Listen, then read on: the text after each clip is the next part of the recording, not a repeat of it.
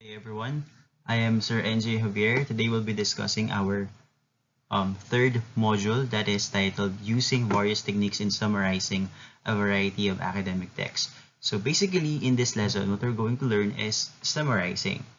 Many of you might not be aware, but you have been applying summarizing for many times in your life.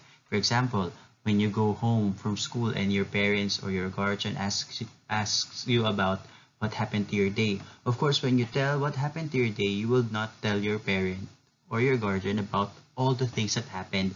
You will just give him or her um, the main events of your day. The same goes when your friend asks you to give you a recap of what you have discussed.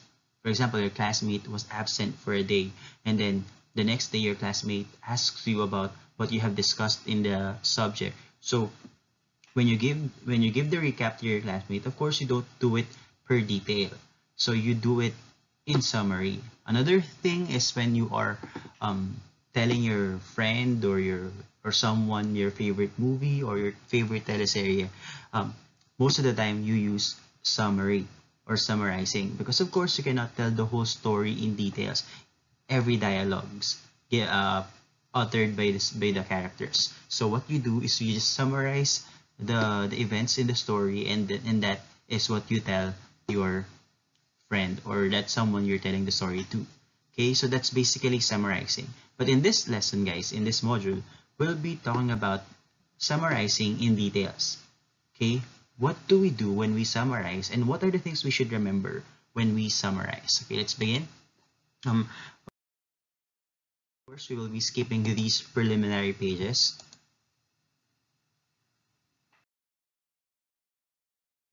Okay, let's skip this.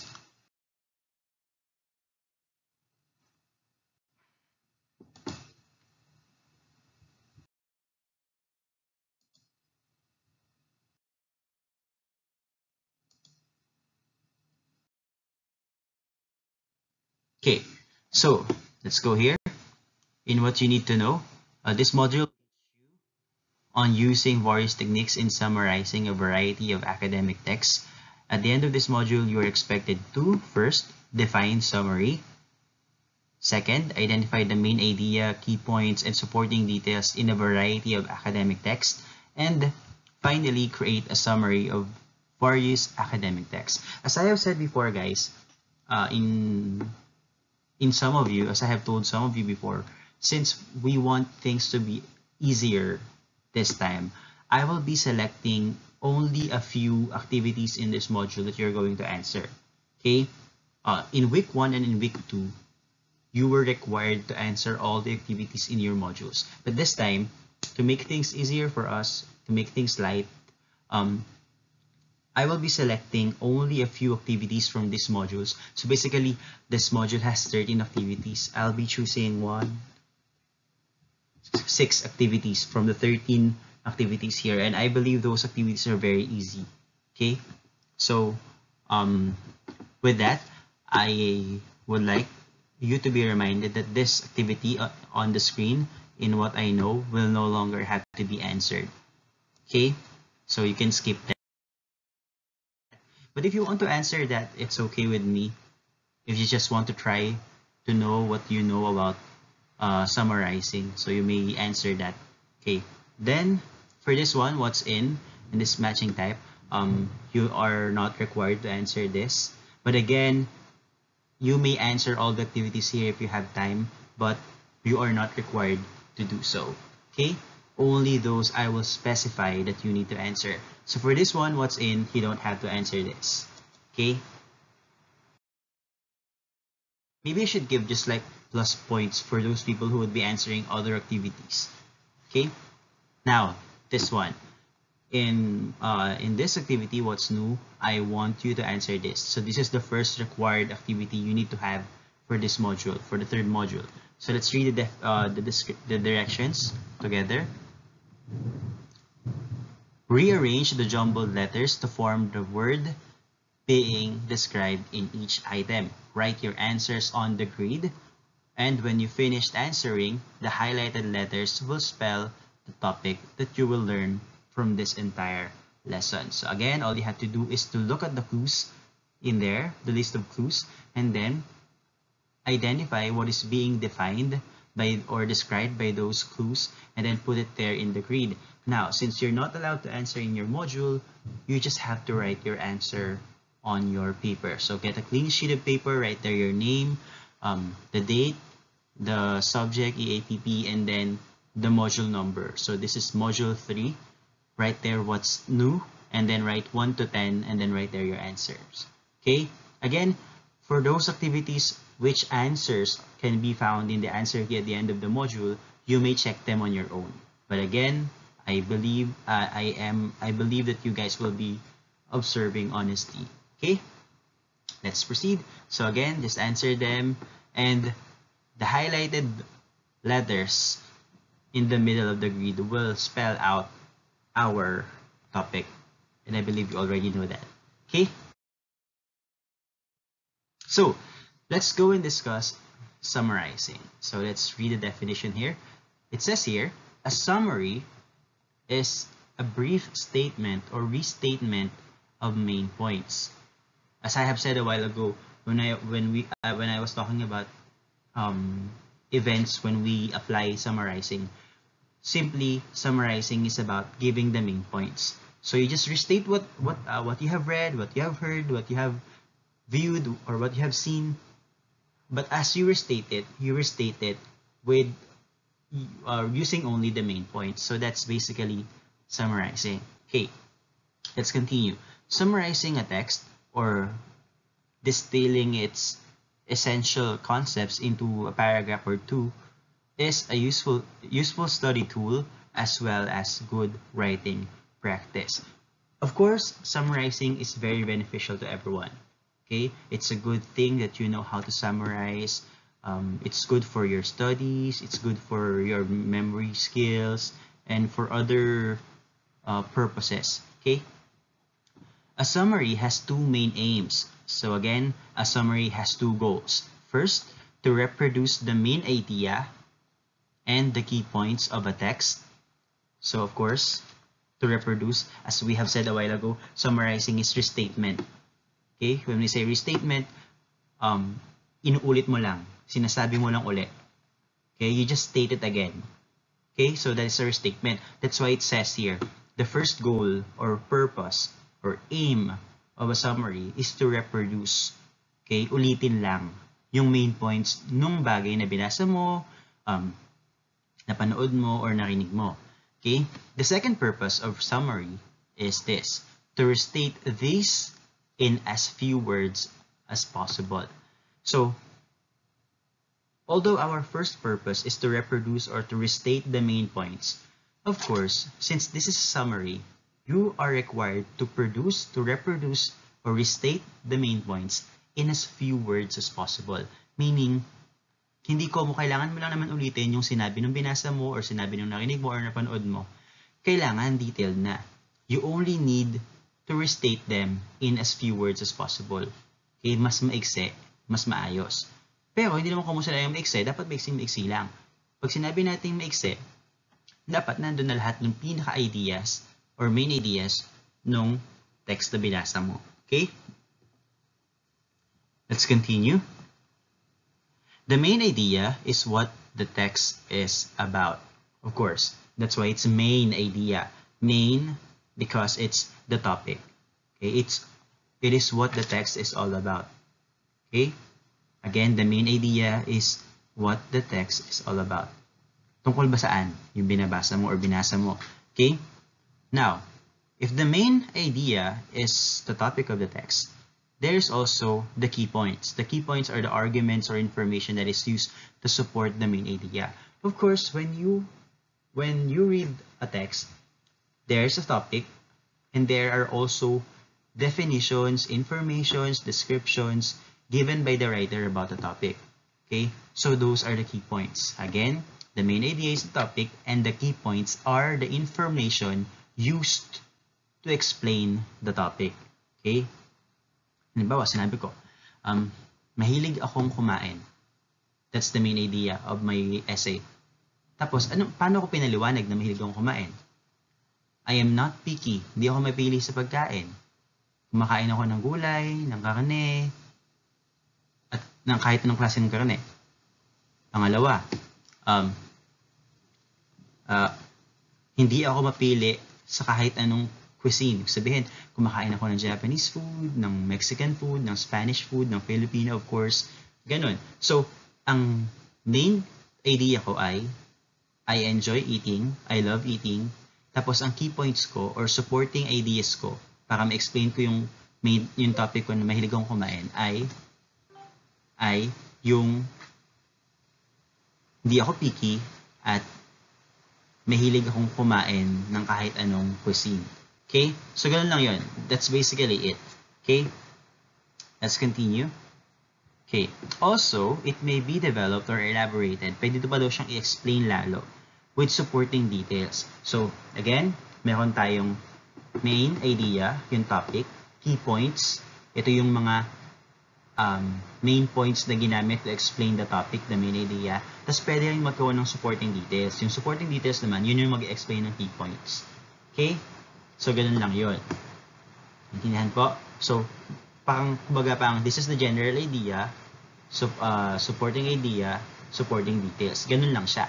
Okay? So, when you summarize, pipiliin mo lang yung main idea, tapos yung key points, pwede mo rin namang isama to kung mahabang-mahaba yung binasa mo at mahalaga siya. Pero kung hindi naman, itong dalawa lang.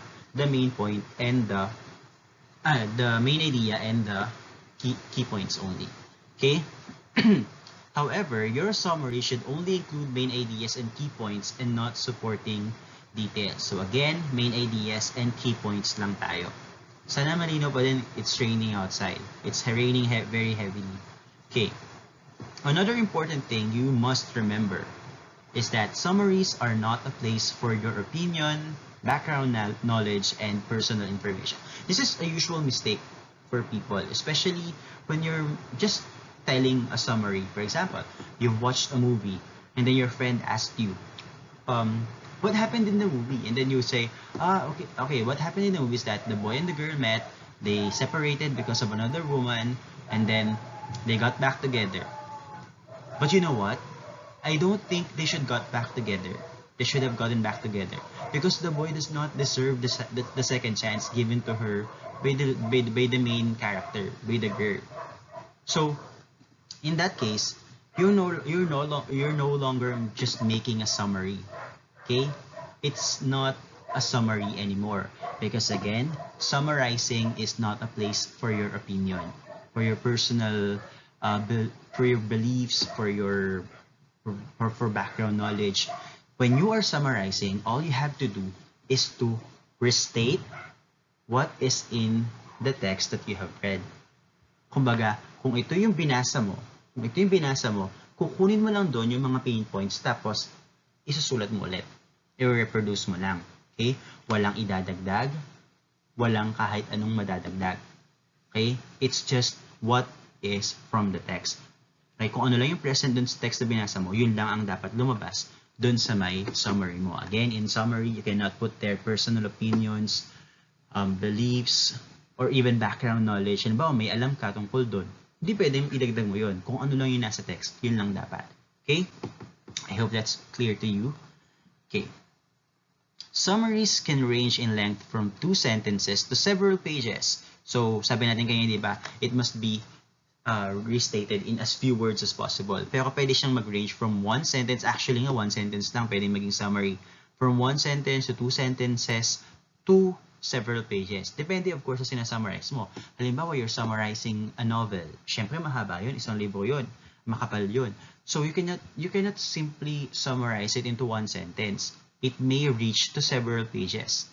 Okay? Understood? Very good. Okay. Let's go to the next one. In any case, use complete sentences to describe an author's general points to your reader. So, yun lang. Of course, you have to write in complete sentences. Hindi pwedeng bullets. Okay? Some people kasi when they summarize, they tend to use bullets. Alam naman siguro yung bullets, di ba?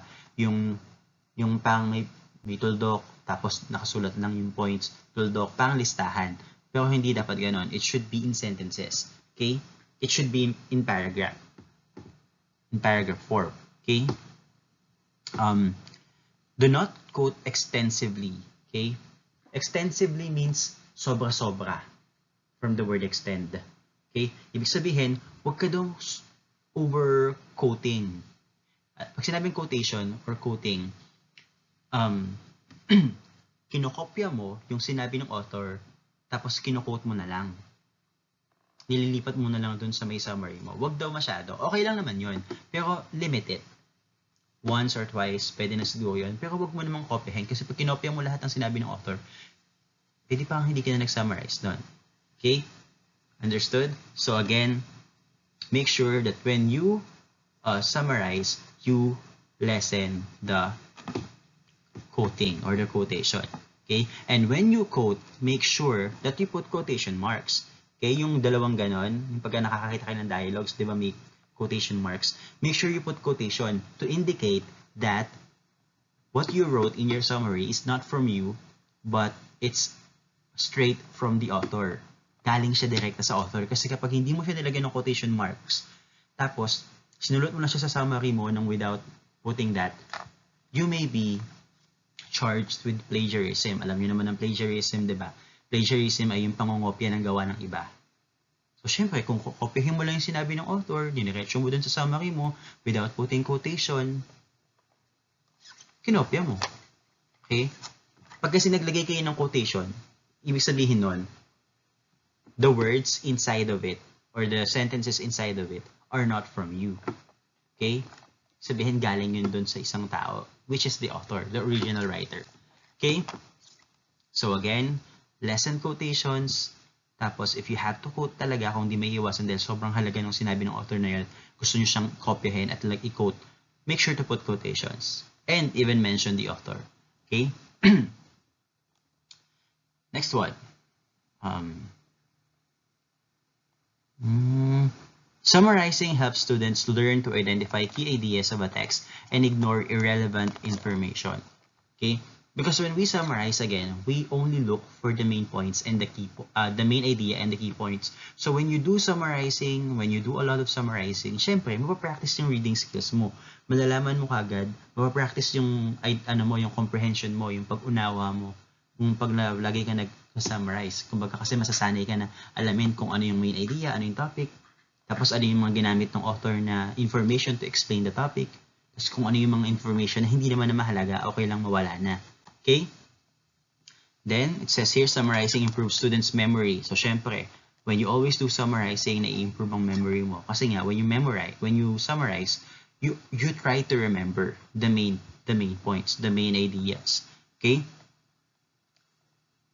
By learning and practicing how to summarize, one can develop reading comprehension. Gaya nga nasabi ko sa inyo kanina, diba? The more you try to summarize, the more you develop your comprehension. Sa mga hindi nakakaintindi kung ano ang comprehension, comprehension means pag-unawa. Okay? So the more you try summarizing, be it movies, be it stories, be it essays, be it news articles, the more you try to summarize, the more you improve your reading comprehension. Yung pag-intindi mo sa mga binabasa mo. Kasi nga, hinahanap mo yung main ideas and the key points. Okay? It also says here, it also develops long-term memory, long-term retention of information. Retention means memory as well. So yun din yun. Okay? It is also an effective tool to self-evaluate what they understood and what they do not understood. Of course, when you always try to summarize, you try to remember the main points and the main ideas and the key points. And of course, while you do that, you also test how much you understand what you have read. Diba? Halimbawa, ikaw, may pinanood kang movie na lang. Para ma-test mo kung naintindihan mo talaga yung movie yung pinanood mo, summarize mo. Kung maaalala mo. Okay? Minsan siguro sa iba sa inyo pag nag-review, ang ginagawa ganito. Babasahin yung buong notebook, yung buong page, halimbawa, yung buong page, tapos tatakpan, tapos isipin niya, isa-summarize niya, isipin niya kung ano yung mga naaalala niya. So, it improves memory, okay? Information retention, and reading comprehension. That's why summarizing is a very, very significant tool that we actually use every day. We are not just aware. Okay? If you would look at, okay, let's go back to that. I think I lost it.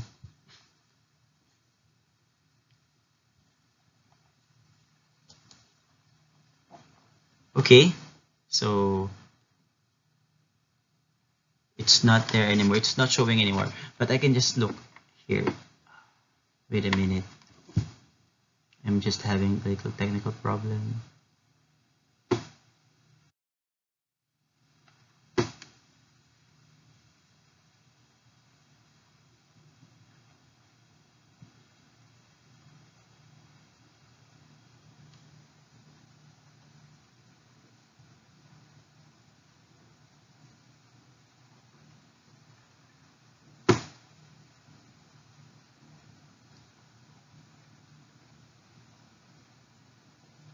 Excuse me for a while. I'm just looking for... I can't just go back to the past slide kasi because I'm already recording. So I have to open the file on a separate device.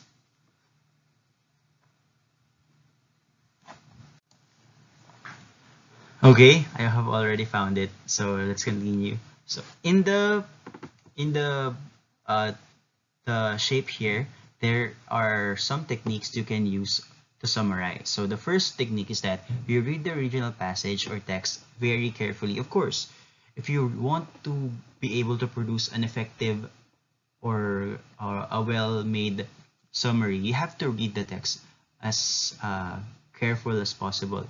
You have to read it thoroughly. Basahin mo maigi kung gusto mo talagang magkawa ng summary kasi pag binasa mo maigi, mas maintindihan mo. At pag mas naintindihan mo, mas kaya mong i-summarize. Okay? Second, highlight or underline what you take to be or what you think to be the main point of the original text, or make notes in the margins or on another sheet of paper. Basically, when you read carefully a text, so you may do markings. Kung sa'yo, yung kopya ng text na binabasa mo, syempre you can put markings, you can highlight, underline, some words na tingin mo ay mahalaga at dapat masama mo sa summary mo. So, yun lang. Take note, kumbaga, of the words or information na mahalaga. Third, when summarizing an entire essay, buong essay daw, mas maganda kung mag-outline ka. Outline the writer's argument.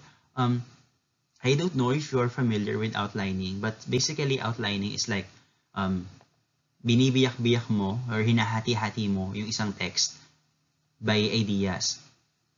Kumbaga, ganito na lang. Siguro, to further explain to you what outlining is, I will upload another video explaining outlining.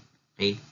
I am about to upload another video to supplement your learning about the module 2. I will just be uploading another one for the module 3, which will be about outlining. Okay? And other stuff about summarizing. Okay. So again, if you are to summarize an entire essay or medyo mahabang text, mas maganda daw kung mag-outline ka muna. Okay? Fourth, tell your audience what the original source argued. Sabihin mo lang daw kung ano yung mga sinabi or pinoint out nung writer dun sa piece niya. Kaya kunin mo yung main points and main ideas and key points niya. Fifth, ask the following framework questions. So ito yung mga dapat mong tanungin na pag sinagot mo, yun yung summary. Una, what is the main idea? Syempre, our goal in summarizing is to get the main idea, to restate the main idea. So tanungin mo lang, ano ba main idea ng text na to? Yung sagot, yun yung main idea. Second, what are the crucial, pag sinabing crucial, mahalaga, importante. Okay, what are the crucial details necessary for supporting the ideas? Syempre, 'di ba? Ano yung mga key points? Okay? Kung nakuha mo kung saan tungkol yung text na yon, ano naman ginamit niya to explain yung topic na yon? So yun lang yun. Okay? Next.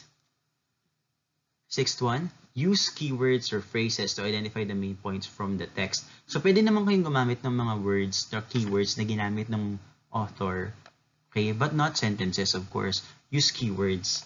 Tapos, ilagay nyo sa may summary ninyo para malinaw. Okay? Kung ano talaga yung diniscuss ng author. And then, seventh, The last one, you can also summarize a reading text by getting the main events and arranging the events in chronological order. Ito pagka ang sinasummarize mo ay stories. So you can use this technique by getting the main events and then arrange them by time, chronological order.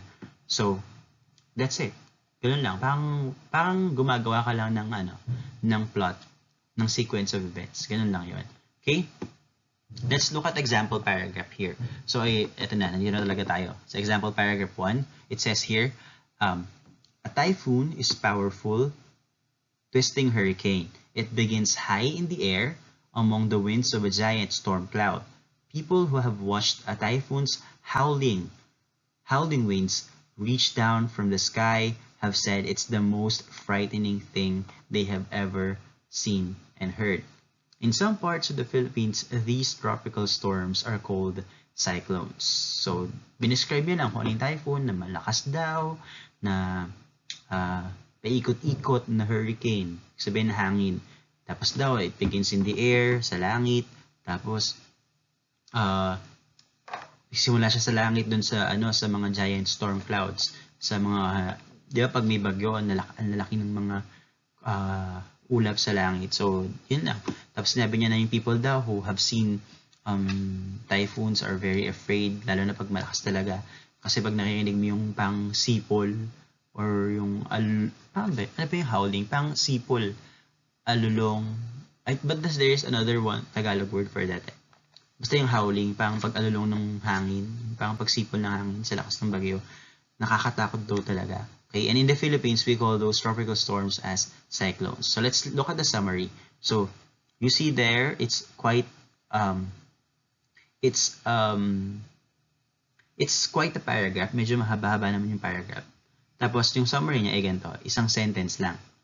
Okay, typhoons are frightening, powerful, twisting hurricanes, sometimes called cyclones that start in giant clouds. So piniksi niya lang, ano bang main idea nitong paragraph na to? Na powerful ang typhoon. Tungkol siya sa typhoon. Ang main idea ay typhoon. Okay? Kung ano ang typhoon. Na ang typhoon daw ay powerful, twisting hurricane. Okay? Tapos, ano yung mga ginamit na explanation or key points ng writer to explain kung ano pa yung typhoon? Sinabi niya na yung typhoon daw ay nagsisimula sa air. Okay? Sa giant storm clouds, tapos sinabi pa niya na nakakatakot daw yun, sabi ng mga tao. Okay, tapos sa Pilipinas, tinatawag daw ang typhoon na cyclones. So yun yung tatlong points na ginamit niya to explain. Again, dun sa paragraph 1 natin, okay, sa paragraph 1 natin, ang main idea ay typhoon. What are typhoons? Okay, tapos in-explain niya yon by saying na ang typhoon daw ay nagsisimula sa hangin, pagka may storm clouds, nakakatakot siya, tapos tinatawag din siyang cyclone sa Pilipinas. So, yun yung tatlong main points, or key points. Kaya ngayon, dun sa sentence summary, pinagsama-sama lang siya. Typhoons are frightening, powerful twisting hurricanes. Explain, di ba yun yung kanina? And sometimes daw called cyclones. Kasi nga, cyclones daw ang tawag dun sa Pilipinas.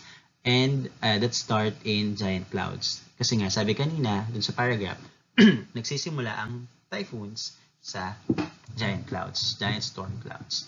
Madali lang, di ba? Okay, let's go to example paragraph 2.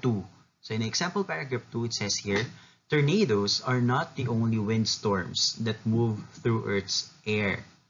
Dust devils, hurricanes, and typhoons all have twisting winds. But these windstorms differ from tornadoes in important ways. So dito naman, ang topic natin ay tornadoes. Okay? Sinabi niya na tornadoes daw are not the only windstorms that move through the Earth's air. Sabihin, hindi lang naman daw tornadoes ang gumagalaw sa atmosphere or sa air ng Earth, sa ibabaw ng Earth, sa surface ng Earth. Meron din daw dust devils. Yung dust devils, yung pang sa mga disyerto, yung buhawi na may mga buhangin. Kaya dust. Okay? And then hurricanes, syempre. And then typhoons. All have twisting winds. So lahat daw sila yung pagkakapareparehas nila. Pero yung windstorms daw windstorms differ from tornadoes in important ways. Ibig sabihin, kapag sinabi nating tornadoes, kahit na sabihin mong may wind siya or windstorm siya, iba pa rin siya dun sa ibang mga windstorm na nasabi na yung dust devil, hurricanes, and typhoons. Kasi pag tornado, di ba yun yung may kasamang tubig? Okay? So sentences, this is the sentence summary. Okay? Dust devils, hurricanes, and typhoons also have twisting winds, but they are different from tornadoes. Okay?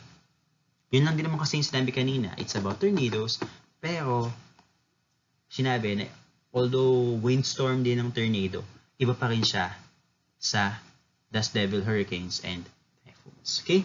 Dali lang, di ba? Okay, very good. Now, this is one, again, of the things or the activities you are required to answer. So, kanina yung what's new, yun yung una. Pangalawa ito, the independent activity 1. So, dito, it's just a true or false. Write T, the statement is valid, and write F if it is invalid. True or false lang. It's 1 to 5 only. Okay? So, just write on your paper what's more, independent activity 1, then write 1 to 5, and then write your answers. Your answers, again, are only T and F. T if it is true, F if it is false. Okay? Let's go to the next one. This is another required activity for you. This is independent assessment 1, which is just a fill in the blanks. So let's read the directions. Carefully read each statement or question below and fill in the blank with the correct answer. Choose your answer from the box. Okay? So there's a box there with some words, 5 words. We have their main events, argued,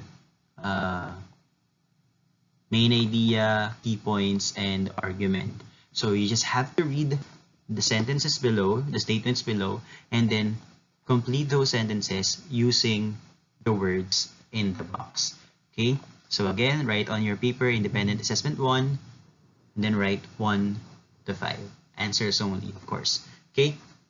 And then, let's go to independent activity 2. This is also a required activity. So, directions here are, identify the key points and supporting details from the list based on the main idea provided. Separate the key points from the supporting details and write the letter of your answer in the corresponding column. So, in here, guys, there's a main idea given. So, example here in independent activity 2, the main idea here is death of electric trolley cars or trams as the chief mode of public transportation in the United States. So, yun yung pinaka-topic. Yun yung main idea. Tapos, ang gagawin nyo lang daw ay, dun sa mga details na binigay, yung A to F na yun, hahanapin nyo daw dun kung ano yung key points. And then, supporting details. Inuulit ko pag sinabi nating main idea, yun yung topic. So, binigay na ko ano yung topic. Yung pagkawala daw ng electric trolleys bilang main public transportation mode or means sa United States. Ngayon, hahanapin nyo lang yung key points. Ano yung key points? Yung key points, yung mga major explanation or major information na binigay ng writer to explain the topic. Tapos, yung supporting details naman, ito yung mga details na hindi naman sobrang halaga. Pero ito yung mga details na nag-explain din sa key points. Okay?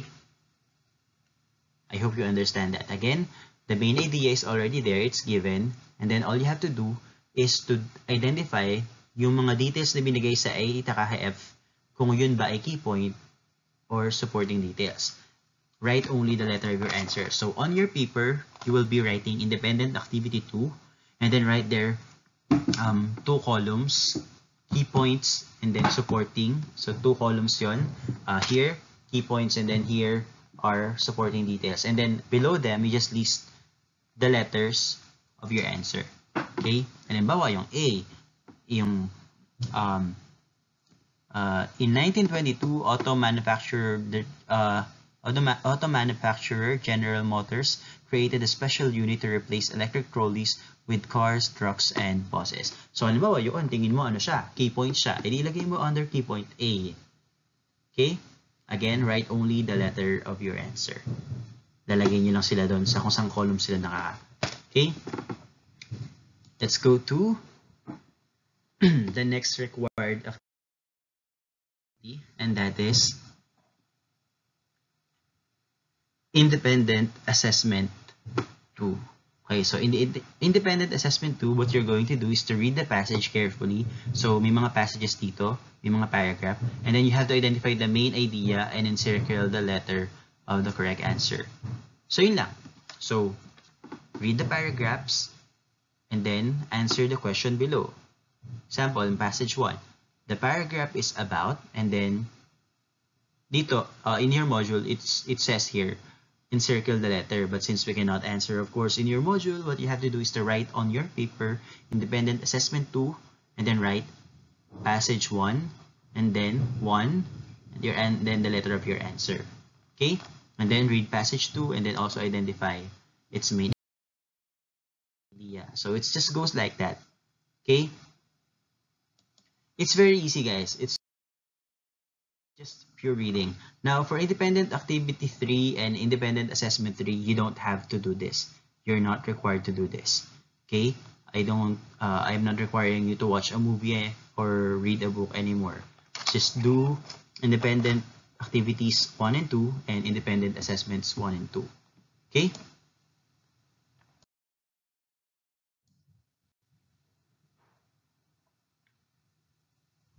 Let's go to the next one.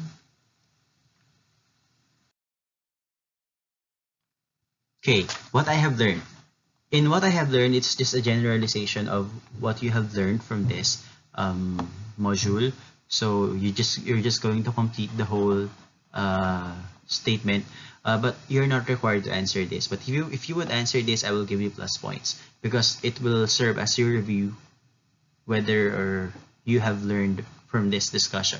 So again, what I have learned is not required, but if you would answer this, I would give you plus points. The same with what I can do. Okay, what I can do is not required for this lesson. Okay.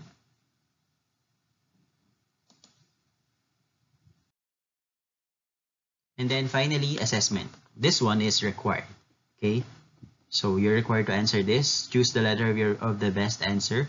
Write the letter of your choice on the item or on the line before each item. But again, we're not allowed to answer in the module. So on your paper, write assessment and then put numbers 1 to 5, 1 to 15, and write only the letter of your answer.